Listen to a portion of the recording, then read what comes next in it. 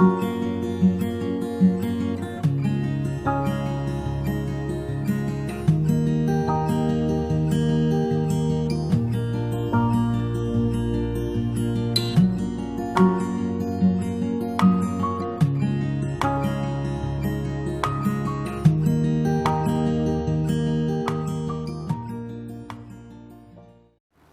para pecinta catur Indonesia, kembali lagi di Tarigan Catur Channel.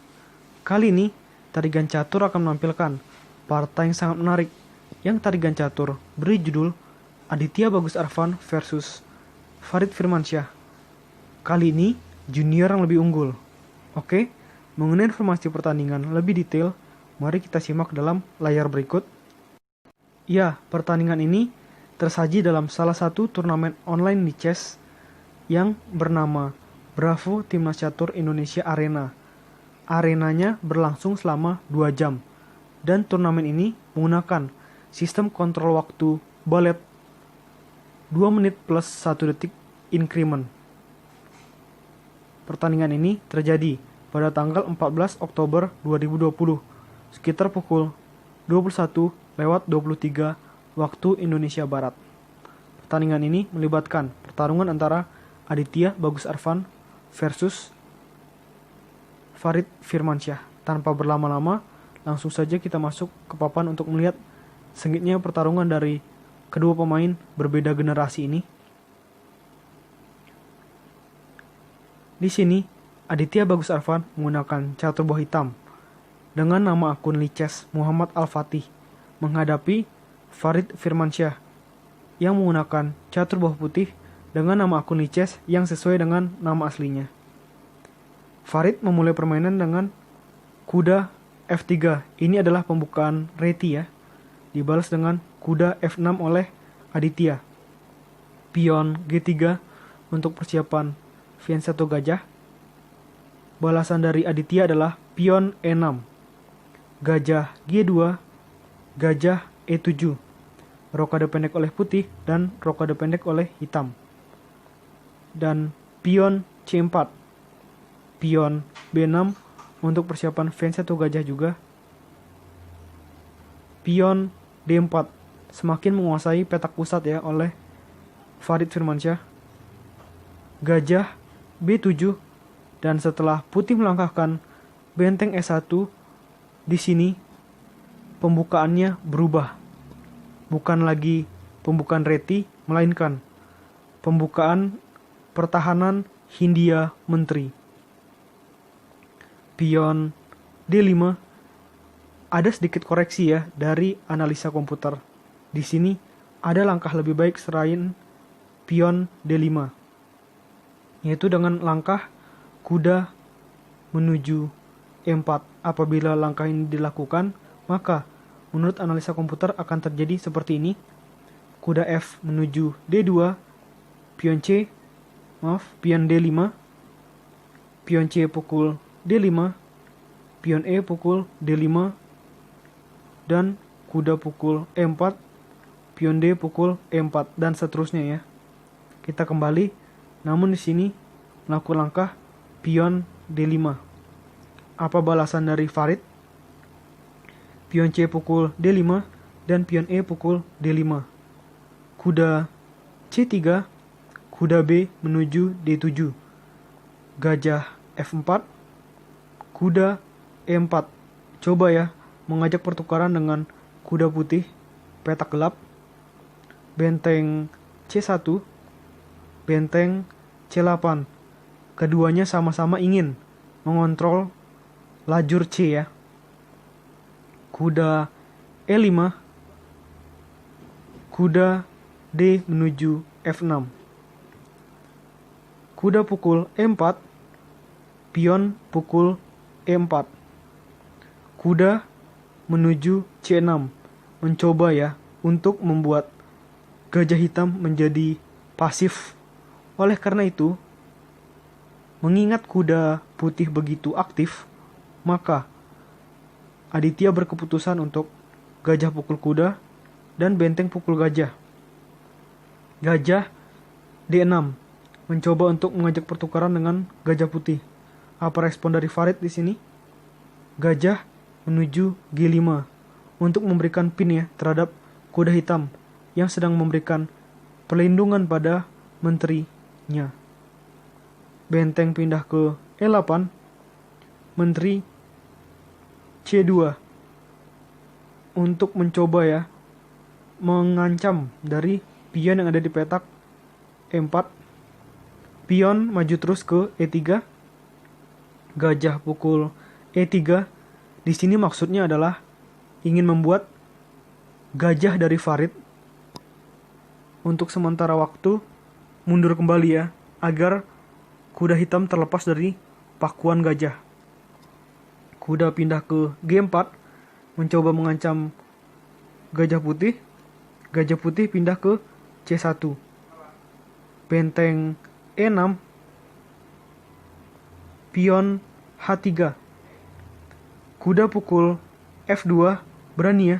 Di sini kuda pukul pion F2, lalu raja pukul F2.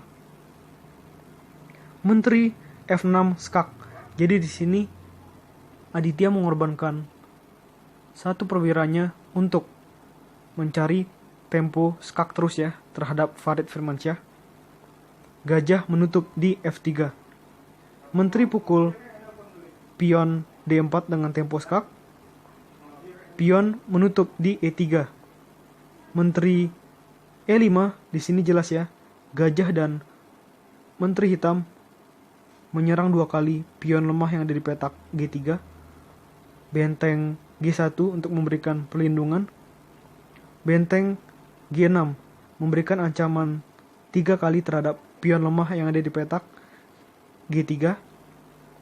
Menteri E4, menteri B5, pion A4,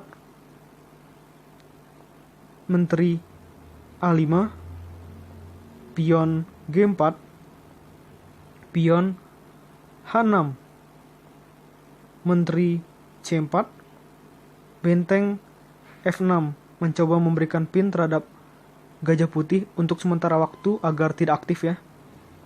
Raja pindah ke E2, pindah dari lajur panas yang sedang dikontrol oleh benteng hitam. Menteri pindah ke E5, benteng G2, benteng E8 mencoba memberikan pressure ya terhadap pion yang ada di petak E3 walaupun sedang dilindungi oleh gajah putih. Menteri pindah ke D5, menteri E7, gajah D2, benteng E6 memberikan ancaman 3 kali terhadap pion yang di petak E3. Pion E4, menteri D7, raja D1, benteng E5, menteri C4, pion A6 memberikan umpan pion. Apabila menteri pukul pion maka menteri pukul bentengnya. Jadi nggak mungkin pion tersebut dimakan oleh Farid. Apa balasan dari Farid di sini? Raja C2, pion B5, pion A pukul B5, pion A pukul B5. Menteri pindah ke C3. Di sini pion maju terus ya ke B4. Setelah menteri pindah ke C4, pion maju terus. Maksudnya adalah agar hitam dapat menguasai lajur B dengan mudah. Raja pukul pion B3, benteng skak di B8. Raja pindah ke C2, benteng E menuju B5. Gajah C3. Ini mulai sengit ya, karena di sini kita akan melihat bahwa Aditya terus-menerus menciptakan ancaman demi ancaman bagi Farid. Menteri E7, pion E5, gajah pukul E5, benteng E2 memberikan pakuan atau pin ya terhadap gajah hitam yang ada di petak E5. Benteng B2 skak mencoba untuk mengorbankan bentengnya. Gajah pukul benteng. Benteng pukul gajah di B2 dengan tempo skak. Raja pindah ke C1. Menteri G5 skak, di sini jelas ya, karena Aditya sudah kehilangan banyak perwira, jadi dirinya harus melakukan tempo skak untuk bisa kembali mendapatkan keunggulan dari perwira-perwira yang dilepasnya. Raja pindah ke D1. Benteng pindah ke B1, dan di sini karena sudah kehilangan akal untuk mengatasi serangan dari Aditya, maka Farid memutuskan untuk memundurkan menterinya ke C1. Benteng pukul C1 skak. Benteng pukul C1. Menteri F4. Benteng C menuju C2. Dan di sinilah setelah menteri pukul F3, maka Farid memutuskan untuk menyerah. Karena di sini dia jelas ya melakukan blunder, bukannya menyelamatkan gajahnya, melainkan melakukan langkah benteng C menuju C2. Mengingat juga waktu dari Farid tinggal tersisa 3,9 detik lagi. Jadi dalam kondisi seperti itu, maka langkah pre-move lah yang dilakukan, sehingga berakibat fatal dan harus menyerah dari Aditya Bagus Arfan. Oke, menurut Tarigan Catur, video kali ini cukup. Nantikan video-video selanjutnya tetap di Tarigan Catur Channel.